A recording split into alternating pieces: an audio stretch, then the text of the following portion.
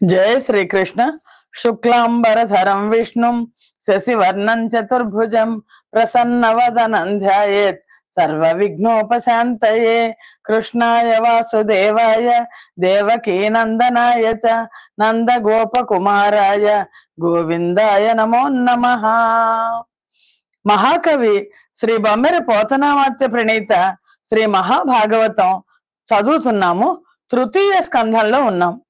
నైమిసారణ్యంలో సౌనకాది మహర్షులకు సూత మహర్షి ఈ భాగవత గాథలను తెలియచేస్తున్నారు. అలాగే పరీక్షన్ మహారాజు ప్రాయోపవేశ స్థితిలో ఉన్నప్పుడు సుఖ మహర్షి పరీక్షన్ మహారాజుకు భాగవత గాథను తెలియచేస్తున్నారు. ఆ గాథలో విదురుడు మైత్రేయ మహర్షి దగ్గరకు రావడం, మైత్రేయ మహర్షి విదురునకు యజ్ఞవరాహ అవతార ఆవిర్భావాన్ని గురించి తెలియచేయడం మనకు కనిపిస్తుంది. తదనంతరం విదురుడు మైత్రేయ మహర్షితో ఎందుకని శ్రీహరికి హిరణ్యాక్షుడికి శత్రుత్వం వచ్చింది అని అడిగారు. అప్పుడు మైత్రేయ మహాముని విదురునికి హిరణ్యాక్ష హిరణ్యకశిపుల వృత్తాంతాన్ని తెలియజేస్తున్నారు. దక్ష ప్రజాపతి కూతురు దితి, ఆవిడ తన భర్త అయిన కశ్యప మహర్షి దగ్గరికి వచ్చింది. బలిసి దక్ష ప్రజాపతి తనూభవదితి సంతాన రుచి మానసమున బొడమా నొకనాడు పుష్ప సాయక శరణ్ నిర్భిన్న భావయై విరహ తాపమున వచ్చి పతి సమాగమ వాంఛ ప్రభవింప నిజనాథు సన్నిధి నిలిచి యస్ఖలిత నియతి నగ్ని జిహ్వుండును యజురధీషుండును నగు విష్ణు తన చిత్తమందు నిలిపి దగ వయస్సున నగ్నిహోత్రంబు చేసి కమలహితుడస్తశైల సంగతుడు కాగా హోమశాలాంగణమున గుర్చున్న విభుని కశ్యపుని గాంచి వినయ వాక్యముల ననియే. ఈ కథని ధ్రువుడికి నారదుడు చెప్తున్నాడు అని చెప్పి మైత్రేయ మహర్షి విదురునికి చెప్తున్నారు. ఒకరోజు దక్ష ప్రజాపతి కూతురు దితి తన మనస్సులో సంతానకాంక్ష చెలరేగింది. ఆ రోజు మదనుని పూవుటమ్ములకు తట్టుకోలేక విరహ తాపంతో బాధపడుతూ తన భర్త అయిన కశ్యప ప్రజాపతిని సమీపించింది. ఆ సమయంలో కశ్యప ప్రజాపతి నియమంగా వేదరూపుడు జ్యోతిస్వరూపుడు అయిన శ్రీ మహావిష్ణువును తన మనస్సులో నిలుపుకొని అగ్నిహోత్రం చేసి సూర్యాస్తమయమేళ హోమశాల ప్రాంగణంలో కూర్చొని ఉన్నారు. ఆయన సమీపించి ఆవిడ దితి ఇలా అంది: గజ విభుడు ఉద్ధతి నన్నటి కంబములన్ విదలింతులీల జిత్తజుడు ప్రసూన సాయక వితానము చేతమదీయ చిత్తమున్ గజిబిజి చేసి పెన్వగల గారియ వెట్టగనాథ నీ పదాంబుజముల గాన వచ్చితి ప్రభుత్వం ఎలర్పగ నన్ను కావవే. ఆ దితి భర్త దగ్గరికి వచ్చి ఇలా అంది: నాదా, గజేంద్రుడు ఏనుగు మిక్కిలి ఉద్ధతితో అరటి తోటల్లోకి ప్రవేశించి తోటనంతా పాడు చేసినట్లు మన్మధుడు తన పువ్వుటమ్ముల చేత నా మనస్సును అల్లకల్లోలం చేస్తున్నాడు. ఆ దుఃఖాన్ని తట్టుకోలేకపోతున్నాను. మీ సన్నిధికి చేరాను. మీ ఆధిక్యాన్ని ప్రదర్శించి నన్ను రక్షించండి అని ఒక్క విషయం భర్తతో చెప్తోంది ఆవిడ. నా సవతులందరూ నీ కృపా విశేషం వల్ల గర్భాలను ధరించి ఎంతో ఆనందంతో ఉన్నారు. నేను మాత్రం దుఃఖంతో అలమటిస్తున్నాను. నన్ను రక్షించడం మీకు ఉత్తమ ధర్మం కదా. మీరు మహాపండితులు, మీరు ఎరుగని విశేషాలు ఏముంటాయి? మీ వంటి మహానుభావులైన సత్పురుషులు దుఃఖితులైన వాళ్ళ కోరికలు వ్యర్థం కాకుండా తీర్చడం ధర్మం అని ఆవిడ ఇంకా తన భర్తతో ఇలా అంటోంది: పతి సమ్మానము వడసిన సతులకు నభిమత పదార్థ సంసిద్ధియు నూర్జిత యశము కలిగి లోకస్తుతమై చెలువారు చందు జువ్వే మహాత్మా. ఓ మహాత్మా, భర్త యొక్క ఆదరాన్ని పొందిన భార్యలు వాళ్ళకి సంకల్పాలన్నీ, వాళ్ళ కోరికలన్నీ తీరుతాయి. లోకంలో దృఢమైన కీర్తి కలిగి లోకుల చేత ఎప్పుడు స్తుతించబడుతూ ఉంటారు కదా. తన ధర్మ పత్ని వలనను మునుకొని తా పుత్ర రూపమునను ఉదయించున్ విను దీపమందు ముట్టించిన దీపము రెండు కావే సిఖి ఒకటయ్యున్. దీపం నుండి దీపం పుట్టి రెండు దీపాలు అయినట్లుగా పురుషుడు పతి అయిన పురుషుడు తన ధర్మపత్ని వల్ల తిరిగి మళ్ళా పుత్ర రూపంలో పుడతాడు. కావున నీ అర్థమ యాత్మావై పుత్ర అని వేద తతుంలందోలిన్ వావిరి బలుకగ వినవే ధీవర ననుగావు మదిక దీనం కరుణన్. నాకు నీ దగ్గరికి వచ్చాను నేను, భర్తతో అంటుంది ఆవిడ. ఈ అర్థాన్నే ఆత్మరూపుడైన ఒక దీపాన్ని ఇంకో దీపాన్ని వెలిగించినట్టుగా తండ్రి కొడుకు రూపంలో మళ్ళా పుడతాడు. ఈ అర్థాన్నే ఆత్మస్వరూపుడైన తానే కుమారుడే జన్మిస్తాడు అని శృతులు అంటున్నాయి కదా, ఆత్మావై పుత్రనామాసి అని. ఆ విషయం మీరు విన్నదే కదా. దేవర దీనురాలైన నన్ను దయతో కాపాడండి అని ఆవిడ భర్తతో అంటోంది.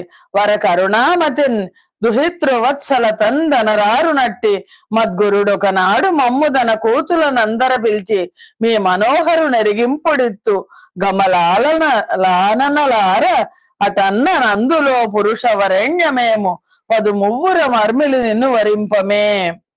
ఒకసారి దక్ష ప్రజాపతి, మా నాన్నగారైన దక్ష ప్రజాపతికి కూతుళ్ళు అంటే చాలా ఇష్టం. ఆయన మా తండ్రి గారు ఒకసారి కుమార్తెలందరినీ పిలిచారు. పిలిచి మీ మనస్సులను ఆకర్షించినటువంటి పురుషుని పేరు చెప్పండి, అలా చెప్తే నేను మిమ్మల్ని ఆయనకి ఇచ్చి వివాహం జరిపిస్తాను అని అన్నారు. అప్పుడు మేము 13 మందిని మిమ్మల్ని వరించాం కదా, మిమ్మల్ని వివాహం చేసుకున్నాం కదా. దితి ఈ గతి కామ విమోహితమతి బహువచనముల హృదీషుని పలుకన్ ధృతి కృపణ పతివ్రత నిజ సతిగని కశ్యపుండు పలిక సల్లాపమునన్. అలాగా దితి అన్ని గుర్తు చేసింది.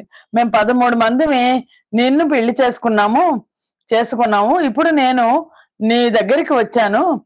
ఈ విధంగా కామ పరతంత్రురాలైంది దితి. తన నాథుని ఉద్దేశించి అనేక సార్లు దీనంగా బ్రతిమాలింది. అలా బ్రతిమాలేసరికి ధైర్యవంతుడైన కశ్యపుడు పతివ్రత అయిన తన భార్య దితితో ఈ విధంగా అన్నాడు. ఓ దేవి, నువ్వన్నట్లే పురుషులకు అంగనల వల్ల, భార్యల వల్ల ధర్మార్థ కామ మోక్షాలు సిద్ధిస్తాయి. నావికుడు తన నావతో తను దాటడమే కాకుండా ఇతరులను కూడా దాటించేట్లు గృహస్థు సర్వాశ్రమ వాసులను రక్షిస్తూ తాను కూడా తరిస్తాడు. భార్య పురుషుల్లో సగం. అటువంటి భార్య యందు గృహ కార్యభారం అంతా ఆమె మీద పెట్టి పురుషుడు నిశ్చింతుడే సుఖిస్తాడు. ఇంతేకాకుండా ఇతర ఆశ్రమవాసులు జయింపలేని ఇంద్రియాలకు శత్రువులను భార్య సమేతుడైన గృహస్థు దుర్గాధిపైన రాజు శత్రువులను జయించిన విధంగా లీల మాత్రంగా జయిస్తాడు. ఇటువంటి మహోపకారిణైన భార్య రుణాన్ని సకల గుణాభిరాములైన సత్పురుషులు ఈ జన్మలో కానీ వచ్చే జన్మలో కానీ తీర్చుకోవడానికి సమర్థులు కారు. ఏ భర్త కూడా భార్య రుణాన్ని తీర్చుకోలేరు. ఇంకా మాలాంటి వారి గురించి చెప్పేదే ఉంది. నీ మనస్సులో దుఃఖాన్ని వదిలిపెట్టు, నీకు అలాగే పుత్ర సంతానం కలుగుతుంది అని సరళలోచన నీవు సంతాన వాంఛ చేసి వచ్చేతివవు గులశీల వర్త నములు గల భార్య మనమున నమరు కోర్కి దవిలి తీర్చుడ పతికి కర్తవ్యమరయ. ఓ హరిణలోచన, నువ్వు బిడ్డలు కావాలి అనే కోరికతో ఉన్నావు. నా సన్నిధికి వచ్చావు. నువ్వు ఉత్తమ కులంలో జన్మించి మంచి శీలం గల భార్య యొక్క మనసులోని మాటను కోరికను తీర్చడం భర్తకు తప్పనిసరిగా చేయాల్సిన పని కదా అని తరుణే యొక్క ముహూర్తముండు మిది సంధ్యాకాల మీ కాలమందరయన్ భూత గణావృతుండగుచు గామారాతి లీలన్ వృషేశ్వర యానంబున సంచరించుట నా భావ్యం బయ్యే నీ యుగ్ర వేళ రమింపంగ నిషిద్ధ కర్మమగు నేలా ధర్మమున్ వీడగన్. మనం ధర్మాన్ని ఎందుకు వదిలిపెట్టాలి? ఓ తరుణి దితితో అంటున్నాడు, ఒక ముహూర్త కాలం ఆగు, ఇది సంధ్యాకాలం.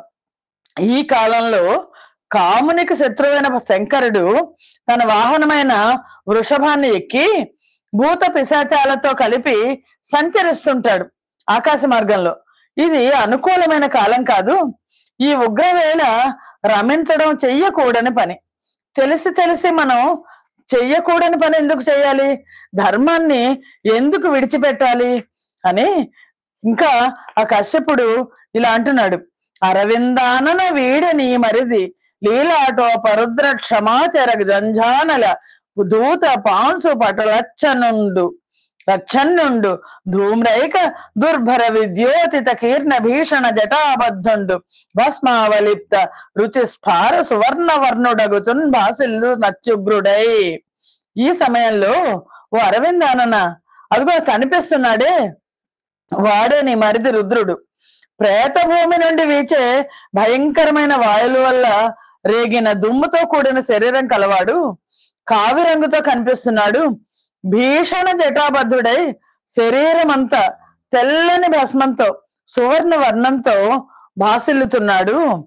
అనల సుధాకర రవిలోచనముల వికసింపచేసి సమధికర ఓషంబున చూచుచున్నవాడది వనిత బంధుత్వమరయ వలవదు సొమ్మి.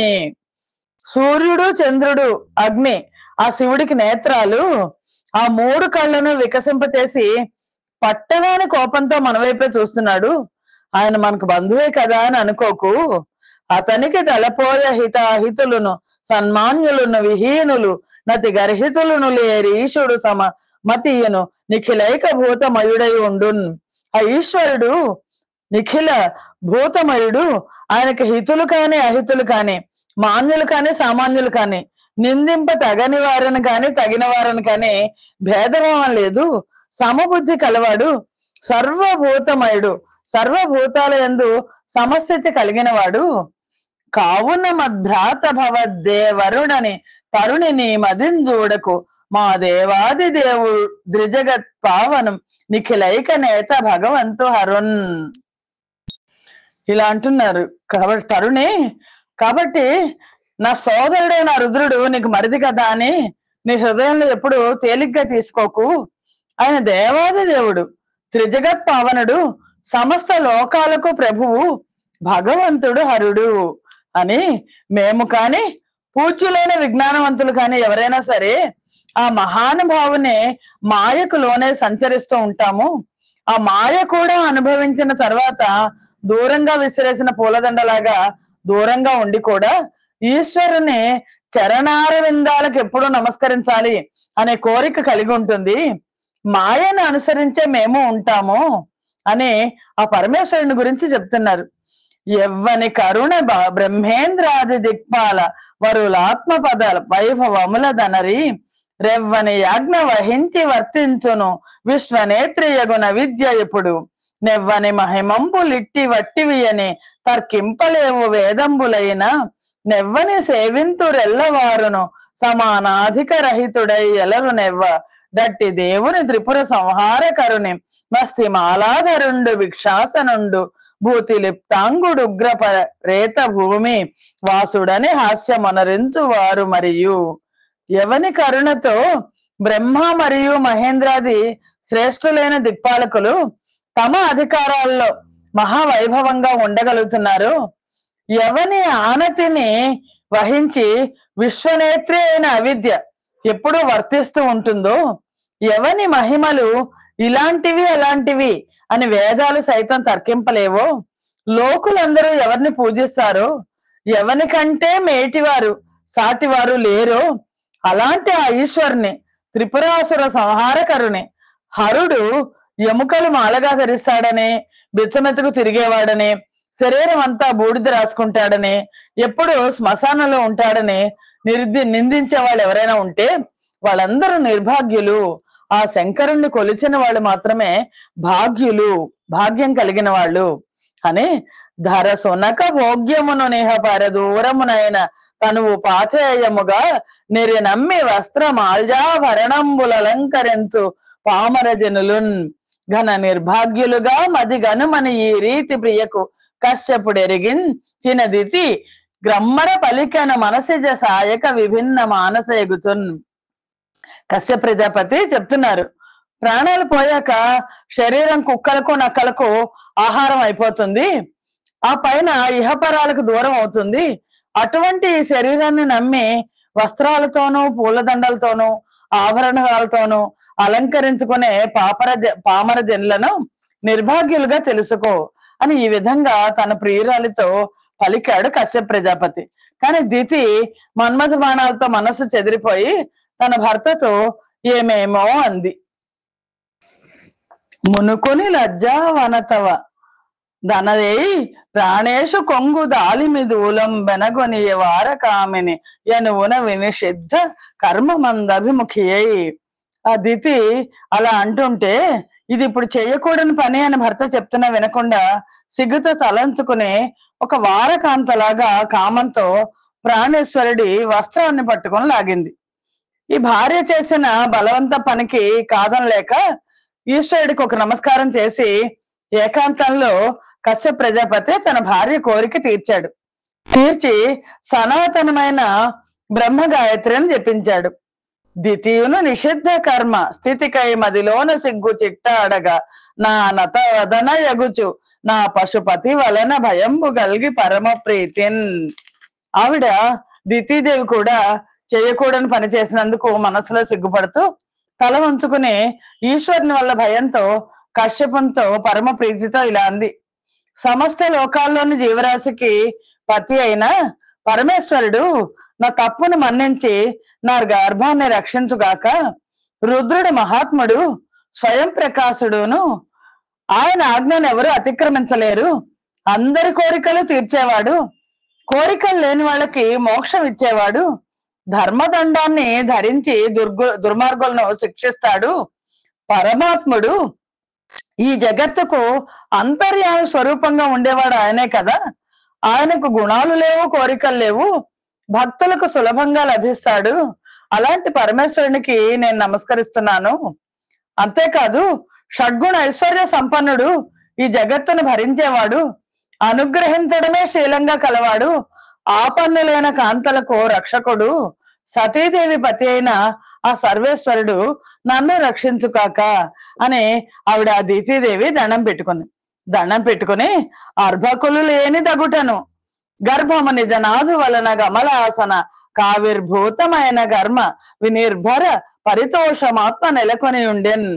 ఆవిడ పిల్లల లేదు కదా దీతికి, నాథుని వల్ల తన గర్భం వచ్చింది. ఆ గర్భం నిలిచినందుకు పట్టగాని సంతోషంతో ఉంది. అప్పుడు కశ్యపుడు సంధ్యావందనాదులన్నీ పూర్తి చేసుకొని తన పత్నికి గర్భం వచ్చినందుకు సంతోషించలేదు.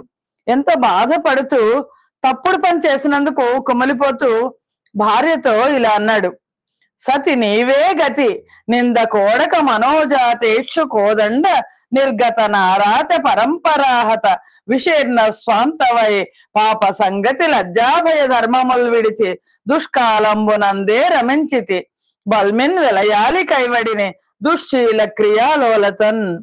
ఓ సతి, లోక నిందకు భయపడకుండా మదనుని ఇచ్చుకోదండ నుంచి వచ్చే బాణాల తాకిడికి మనసులో తట్టుకోలేక లజ్జను భయాన్ని ధర్మాన్ని వదిలి బలవంతంగా వెలయాలిలాగా దుశ్శీలవై నువ్వు సంచరించావు.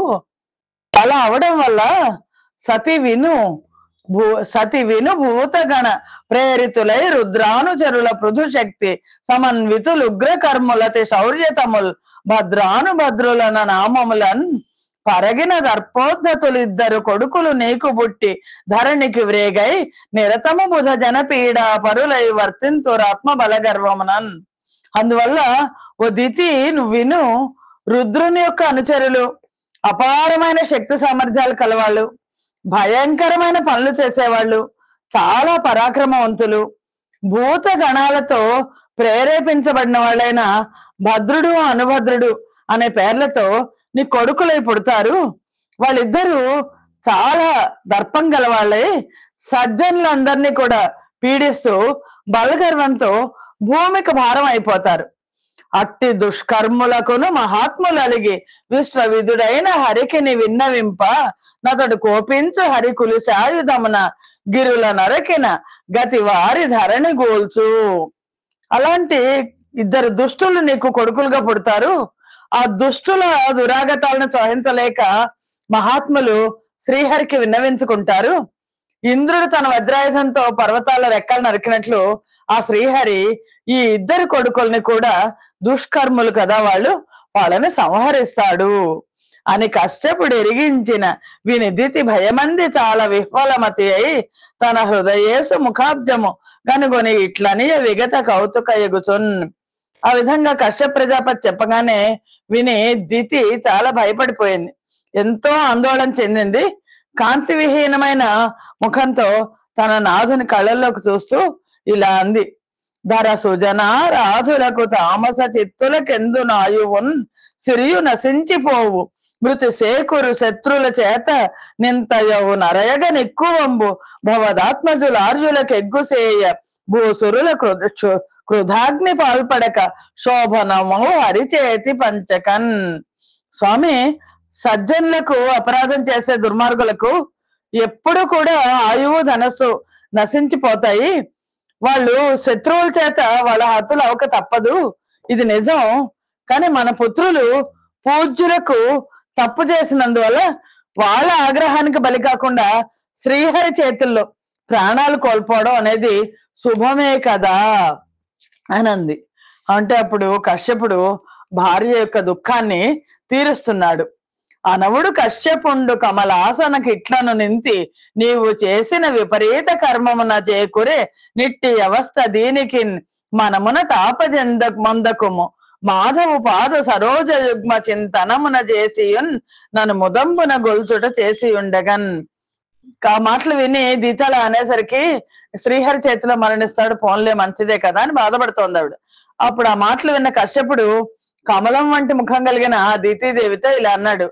దితి, ఓ ఇంటి, నువ్వు చేసిన తప్పుడు పని వల్ల ఇలాంటి అవస్థ చేకూరింది, కానీ దీనికోసం మనసులో బాధపడకు. మాధవుని పాద పద్మాలను ఎల్లప్పుడూ ఆరాధించు, నన్ను ఆనందంతో సేవించు. రమణి నీ సుతులందు హిరణ్య కసిపు వలన ఉదయించు వారి లోపల ముకుంద పద సరోజాత విన్యస్త భావుడైన తనయు ఉదయింపగలడది ధార్మికుండు. రమణి విను, నీ సుతుల్లో హిరణ్య కసిపునికి జన్మించబోయే సంతానంలో ముకుందుని యొక్క పాదపద్మాలను సేవించేవాడు ధార్మికుడు అయిన కుమారుడు ఉదయిస్తాడు. అంతేకాదు ఘన పుణ్యుండన్వయ పావనుడగు నా పుణ్యతముని వరకీర్తిలతల్ వనజ భవాండోదరమెల్లను నిండగ బరువు బుధ లలాముండగుటన్. అంతేకాదు గొప్పమైన పుణ్యకార్యాలను చేసిన వాడు, వంశానికే కీర్తి తెచ్చేవాడు, మహా విద్వాంసుడు ఆయన, అతనికి కీర్తి ప్రతిష్టలు. అంటే ప్రహ్లాదుడి గురించి చెప్తున్నారు కశ్యప ప్రజాపతి. ఈ జగత్తంతా వ్యాపిస్తాయి. వామలోచన వినుము దుర్వర్ణ హేమ మగ్ని పుటమున పరిశుద్ధమై వెలుంగునట్లు దుష్టాత్మ సంభవుండయ్యు వంశ పావనుండగు హరిపాద భక్తుడగుట. తండ్రి దుర్మార్గుడైన హిరణ్యకశిపుడు, ప్రహ్లాదుడు మాత్రం హరిభక్తుడు అవడం వల్ల చెడ్డ బంగారం అగ్నిలో వేస్తే పరిశుద్ధమైనట్టు వంశాన్ని పావనుడవుతాడు. అష్టాంగ యోగులైన మహాయోగేశ్వర్లు కూడా ఆ మహానుభావుని శీలానికి, స్వభావానికి, జ్ఞానానికి మురిసిపోయి తాము కూడా ఆ మార్గంలోనే నడవాలనుకుంటారు అని ఆ మహితాత్మకొండు సుగుణాంబుది భాగవతోత్తముండు లక్ష్మీ మహిళాధినాథు దులసీ దళదాము వరేషు నాత్మరు తామర సంబునందు భ్రమదంబున నిలిపి తదన్య వస్తువుందామదిలో హసించు హరిదాస్య విహార వినిశ్చితాత్ముడై. ఆ భగవద్భక్తుల్లో ఉత్తముడు హిరణ్యకశిపుడికి పుట్టేవాడు, సుగుణములకు సముద్రం వంటి వాడు, సహృదయుడు అయిన మహానుభావుడు తన మనస్సులో లక్ష్మీనాథుని, తులసి మాలాధరుని, ఆ ఈశ్వరుని ఆనందంలో ఎప్పుడు నిలుపుకొని మిగిలిన వస్తువులను అసలు తన మనస్సులో ఇష్టపడ్డు. అలాంటి నీ మనవడు మహిత దేహాద్య అభిమానంబు దిగనాడి చిరతరాలంపట శీలుడగుచు బర సమృద్ధికి నాత్మ పరితోషమందుచు బర దుఃఖమును తాపమును పొందు నీ విశ్వమంతయు నే విభూమయమని ఎవ్వని కరుణ చేయనరుగనయ్యే నట్టి ఈశ్వరుని దాత్మ నాత్మ సాక్షిగా మోదమడరంగ దూచున నన్య దృష్టి నతి నిదాగ్రోగ్ర సమయంబునందు నిఖిల జంతు సంతాపమడగించు చంద్రుమాట్కి నఖిల జగముల దుఃఖంబులపనయించు రూఢి నాతడ జాత విరోధి ఎగుతూ. నీ మనవడు ఎలాంటి వాడో తెలుసా? నీకు మనవడు పుడతాడు, దేహాదుల మీద మమకారం లేనివాడు, వైరాగ్యంతో ఉంటాడు, ఇతరులు ఆనందంగా ఉంటే తను సంతోషపడతాడు, ఇతరుల దుఃఖానికి తను ఎంతో బాధపడుతూ ఉంటాడు, ఈ జగత్తంతా ఈశ్వర వైభవమే అని భావిస్తాడు, తనకు అలాంటి భావన కలగడానికి పరమేశ్వర అనుగ్రహమే కారణం అని తలపోస్తాడు. అలాగే ఈశ్వరుణ్ణి ఎంతో మోదంతో ఆత్మసాక్షిగా ఏకాగ్ర దృష్టితో వీక్షిస్తాడు. మండు వేసవిలో సమస్తమైన జంతువులకు సంతాపాన్ని పోగొట్టే చంద్రుళ్లాగా అఖిల లోకాలకు దుఃఖాన్ని పోగొడతాడు. అతడు అజాత విరోధి. ఆ మహాభాగవత శ్రేష్ఠుడు నిరంతరం శ్రీహరి ధ్యానంలో ఉంటాడు. స్వచ్ఛమైన అంతరంగంలో కానీ బహిరంగంలో కానీ లేక ఈ సృష్టి అంతటా స్వేచ్ఛగా సంచరించే ఆ కమలాధీశ్వరుడైన హరి యొక్క సౌందర్యోపేతమైన ముఖమండలాన్ని పరమానందంతో చూస్తూ ఉంటాడు. విమలాంతరంగ బహిరంగములను స్వేచ్ఛానురూప కలితుండగు నా కమలాధీశ్వర కుండల రమణీయ ముఖంబు చూచు ప్రమదం బెసగన్. అంతేకాదు, మనువుతో సమానమైన ఆ మహానుభావుడు ఈ అనంతమైన విశ్వమంతా హరిమయమని తలుస్తాడు. మహాత్ములందరిలో నీ మనవడు అధికుడు అనే కీర్తి పొందుతాడు అని కశ్యప ప్రజాపతి చెప్పారు. ఆ పలుకులు విన్న దితి తన తనయులు మధుసూదన్ చేత హతులవుతారన్న మాటకు ఎంతో దుఃఖించింది. తన మనుమడు సజ్జనుల చేత పొగడబడే పరమ భాగవతుడు అవుతాడని పరమానందాన్ని పొందింది. రోజులు గడుస్తున్నాయి. కశ్యప వీర్యంతో కూడిన దితీదేవి యొక్క గర్భం దుర్భర తేజో విరాజమానంగా అన్య తేజస్సులను అతిశయిస్తూ దినదిన ప్రవర్ధమానం అవుతోంది. తనకు కలగబోయే కుమారులు అమరులను అణగదొక్కుతారని చింతిస్తూ ఆవిడ 100 సంవత్సరాలు గర్భాన్ని ధరించింది. ఆదితి గర్భమందు రుచిరాకృతితో ఒక తేజమన్య తేజోదమలీల వెల్వడి వసుంధరయున్ గగనంబు నిండి సంఛాదిత పద్మ బాంధవ నిశాకర దీప్తులు కలిగి సూచిక భేద మహోగ్ర సంతమస భీషణమైన భయాకులాత్ములై. ఆ దితీదేవి 100 సంవత్సరాలు తన గర్భాన్ని ధరించింది. దాంతో ఆ దితీదేవి గర్భం నుండి పరమ రమణీయమైన ఆకృతితో ఒక తేజస్సు వెలువడింది. అది అన్య తేజస్సులన్నింటినీ అణిచేస్తూ భూమి ఆకాశాలను సైతం కప్పేసింది. సూర్య చంద్రులు కనిపించకుండా పోయారు. దాంతో అందరూ భయపడిపోతున్నారు, భయకంపితులవుతున్నారు. అమరగణంబులెల్ల గమలాసను పాలికి నేగి తత్పదాబ్జములకు మొక్కి ఎంజలులు పాలములంగది చేర్చి చిత్తముల భయంబు సంభ్రమము దార్కొన నిట్లని విన్నవించిరో యమర కులాగ్రగణ్య దురితార్ణవ తారణ సృష్టి కారణ. ఎప్పుడైతే మొత్తం ఆ దితీదేవి గర్భం నుంచి వచ్చిన ఆ తేజస్సు మొత్తం భూమి ఆకాశాలన్నీ కప్పేసిందో అందరూ భయపడిపోయారు. అప్పుడు దేవతలందరూ కూడా బ్రహ్మగారి దగ్గరికి వెళ్ళి ఆయన పాదకమలాలకు నమస్కరించారు, అంజలి ఘటించారు.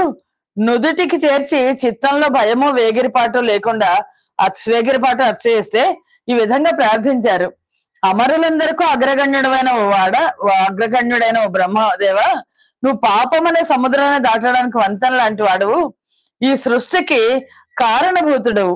నీవు చరాచర ప్రచయనేతవు ధాతవు సర్వలోక పాలావళి మౌళి భూషణుడ వంచిత మూర్తివి దేవదేవ వాణీవర ఈ అజాండమున నీవు నెరుంగని అర్థమున్నదే భావమునంత అలంపుము విపన్నుల మమ్ము భవత్ ప్రపన్నులన్. ఓ బ్రహ్మదేవ, నువ్వు చరాచర ప్రపంచానికి అధినేతవు, రక్షించే వాడవు నువ్వే, లోక పాలకులందరిలోకి మొట్టమొదటి వాడివి.